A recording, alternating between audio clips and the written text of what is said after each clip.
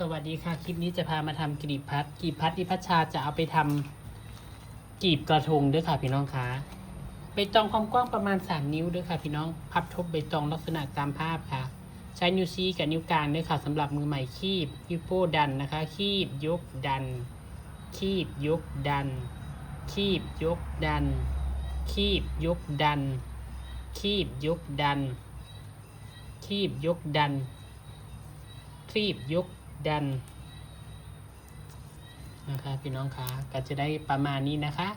เป็นกลีบพัดหรือกลีบเกล็ดหน้าค่ะพี่น้องคะแต่พัชชาจะเอามาทำกระทงนะคะพี่น้องคะเวลาเราไปทำเกล็ดหน้านะเราต้องคว่ำลงอย่างนี้นะคะพี่น้องคะลายมันจะไปอย่างนี้เห็นปะลายมันจะวนอย่างนี้มันกลับไปแข็งแต่ไปทำกลีบกระทงพัชชาจะหงายทางนี้ขึ้นเด้อค่ะพี่น้องคะ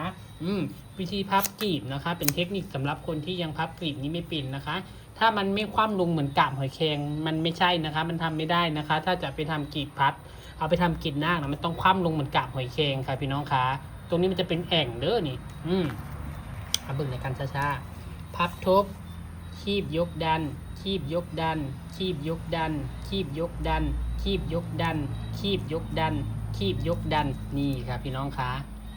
มันก็จะงามนะนี่ค่ะมันจะเป็นแอ่งหอยแครงด้วยค่ะพี่น้องถ้าไปเฮ็ดแบนระบบเป็นแอ่งระบบได้นะคะพี่น้องคะเห็นปะทางหลังนี่เอาพลิกทางหลังมันก็จะเป็นลายแนวนี้เห็นปะลายเป็นแนวนี้เวลาเราไปประกอบเก็ตหน้าเขาต้องคว่ำลงแนวนี้มันจะสีงามต้องให้มันงุ้มแต่ไปทำกระทงเขาจะหงายทางนี้ขึ้นนะคะพี่น้องคะโอเคค่ะรอเบิ่งรอชมตอนไปเฮ็ดกระทงเลยค่ะ